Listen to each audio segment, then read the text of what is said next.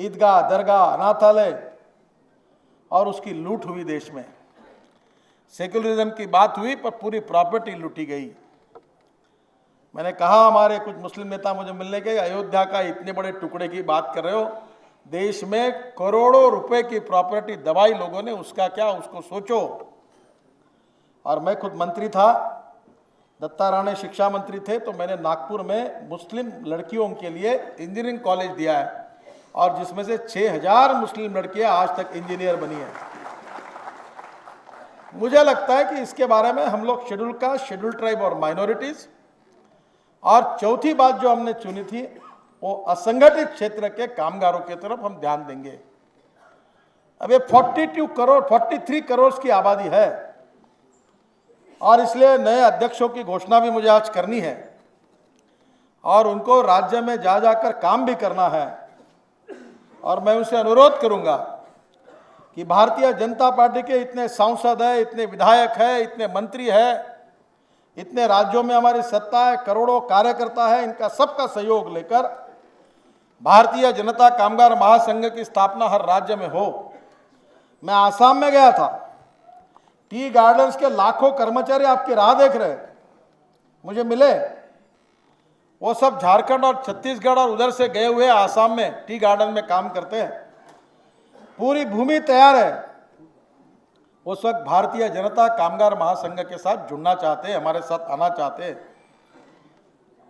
मेरा विश्वास है, मैं उनसे अपेक्षा करता हूं कि जनवरी से दिसंबर तक करीब हमारे प्रयासों से 50 लाख, 42 करोड़ में से 50 लाख का टारगेट रखकर उन कामगारों को संगठित करके हमारे कामगार महासंघ का अगर हम सदस्य बनाते हैं तो भारतीय जनता पार्टी के बेसिक वोट में कम से कम 5 से 6% की बढ़ोतरी हम कर सकते हैं। इतनी महत्वपूर्ण ये संगठन है।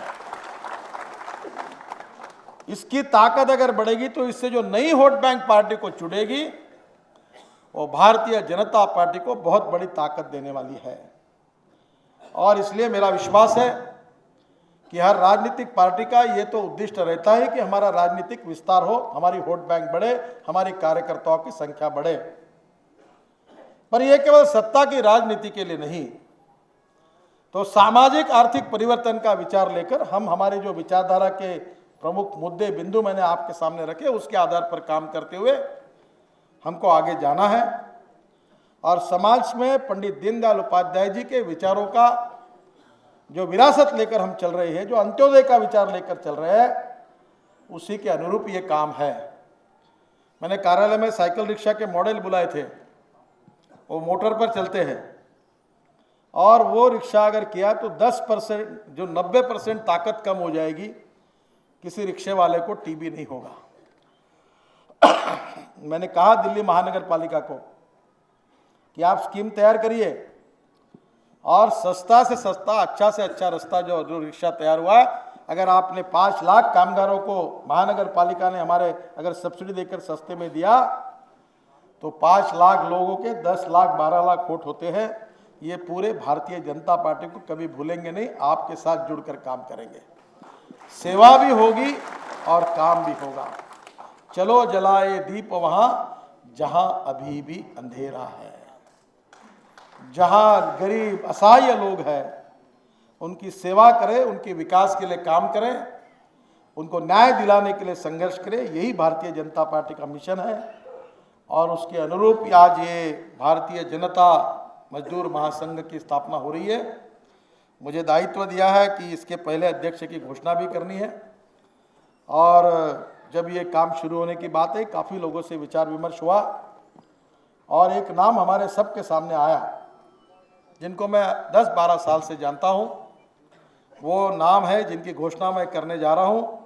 वो पूर्व केंद्रीय मंत्री थे, सांसद थे, एक जुझारू संघर्ष करने वाले, क्योंकि भारतीय जनता पार्टी आक्रामक बननी चाहिए। हम सज्जन जरूर है, पर आड़े हाथों से कोई देखता है तो उसका जवाब उसी भाषा में देने की ताकत भी होनी चाहिए। ये आक्रामक नेतृत्व होना चाहिए। सज्जनता का अर्थ दुर्बलता नहीं होगा और आक्रामकता का अर्थ कोई गुंडागर्दी करना चाहते हैं, ऐसा नहीं होगा।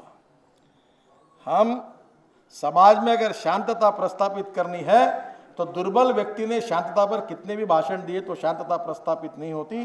जब ताकतवान आदमी शांतता और अहिंसा पर बात करता है तो लोग उस बात को स्वीकार करते हैं। और इसलिए हम गुंडागर्दी की बात नहीं कर रहे, झगड़े की बात नहीं कर रहे, पर ऐसा एक आक्रामक नेता इसके लिए चाहिए, ये भी हमारी मन में एक भावना थी।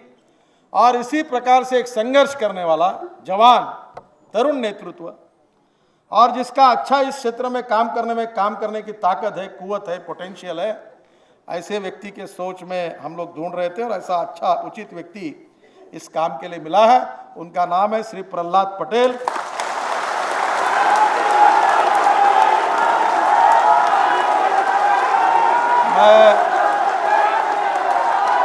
मैं उनको आग्रह करता हूं कि वो मंच पर आए।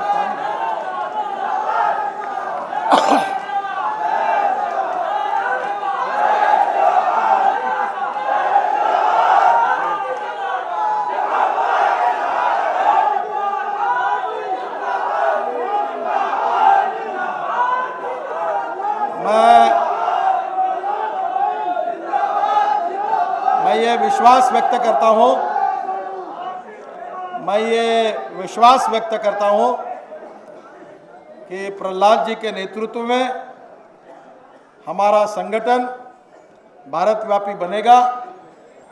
सब राज्यों के छोटे छोटे गांवों तक अनेक यूनियन का निर्माण होगा और यहाँ से जो कार्यकर्ता हमारे यूनियन के सदस्य बनेंगे उनके लिए हमने अनिवार्य नहीं किया है कि वो भारतीय जनता पार्टी के सदस्य बनना ही अनिवार्य है, पर हम कोशिश करेंगे कि ये जो नए नए लोग हमारे साथ जुड़ेंगे उनको भारतीय जनता पार्टी के संगठन से और विचारों से जोड़ने का भी हमारा प्रयास रहेगा।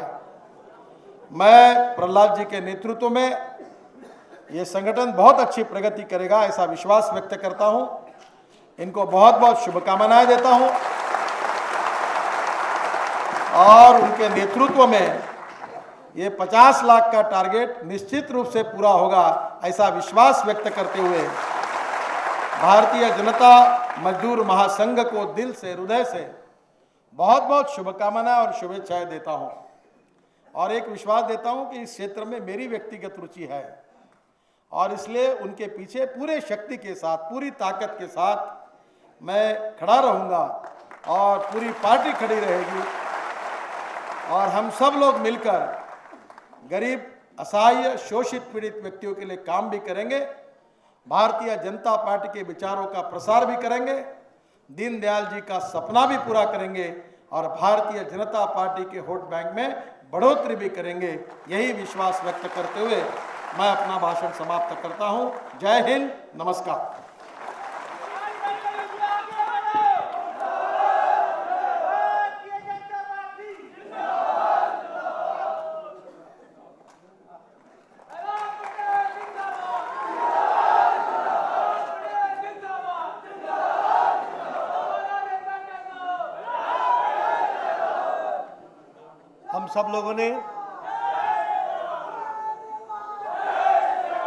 हम सभी लोगों ने राष्ट्रीय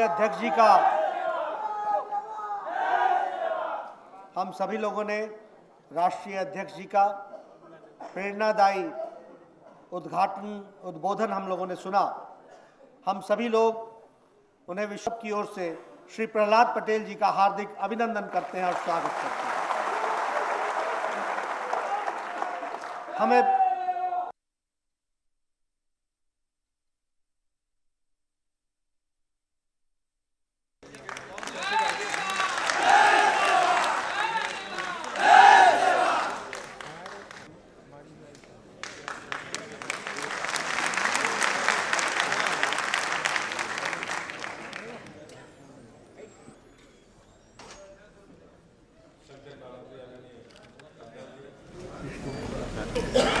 इस क्षेत्र में प्रभारी महामंत्री आदरणीय जी, आदरणीय धर्मेंद्र प्रधान जी,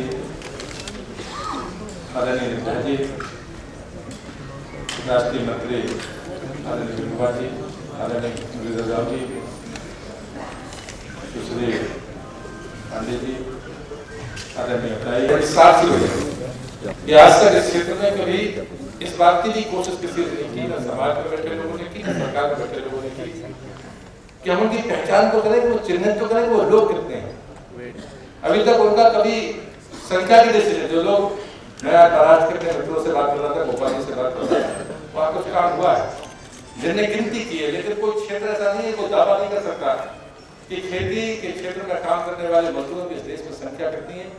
हाँ, मैं मध्य प्रदेश सरकार को जरूर बधाई दूंगा कि उन्होंने पंजीकरण का काम शुरू किया, लेकिन मध्य प्रदेश में भी पहले चरण में कुल 13.5 लाख खेती मजदूरों को पंजीकृत है। मेरा पहला काम होगा कि चिन्हित करना, फिर उनका पंजीकरण हो। ये प्रारंभिक इस स्थिति में आने के बाद ही हम शायद को दूसरे सरकारी या गैर सरकारी लाभ दिला सकते हैं, और इसलिए हर व्यक्ति की अपनी जवाबदेही है। मैं निवेदन करूंगा कि जो भी क्षेत्र में काम करने वाले लोग हैं या जो काम करना चाहते हैं, उनमें इतना संकल्प जरूर होना चाहिए कि मैंने जो क्षेत्र चुना, मैं उस क्षेत्र में उस हद तक जाकर काम करूंगा जब तक मुझे संतोष ना हो जाए, मैं पूर्णता प्राप्त ना कर लूं, तब कहीं जाकर सफलता मिलेगी। मैं फिर से भारतीय जनता पार्टी के नेतृत्व को, विशेषकर राष्ट्रीय अध्यक्ष महोदय को, मैं अपनी तरफ से और मेरे सहयोगियों की तरफ से मैं आपका आभार व्यक्त करता हूँ और आपको विश्वास दिलाता हूँ और वचन देता हूँ कि जो जिम्मेदारी आपने मुझे दी है, मैं मरते हुए उसको पूरा करूँगा। मुझे भी कई बार काम करने का मौका मिला है, वो विषमता मैंने करीब से देखी, लेकिन मौत हमको डरा नहीं सकी। मैंने कहा भी था जी को कि यदि मैं काम करना चाहूँगा तो ऐसे क्षेत्रों में काम करना चाहूँगा। कोई राजनीतिक और सामाजिक कार्यकर्ता कहता है वो मृत्यु से घबराकर उस विषमता के खिलाफ लड़ने से घबराता है, तो उसे सामाजिक राजनीतिक कार्यकर्ता मानने के लिए तैयार नहीं। आपने विचार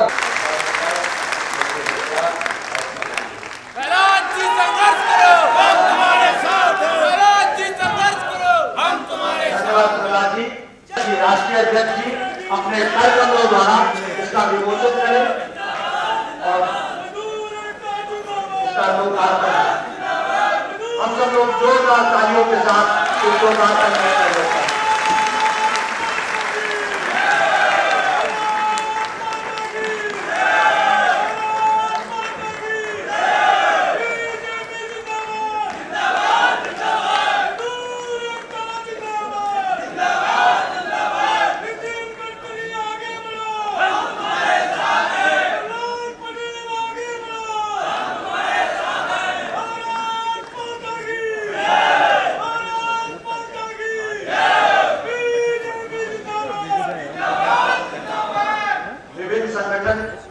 हमारे नवमनोनीत अध्यक्ष मजदूर महासंघ श्री प्रहलाद पटेल जी का स्वागत।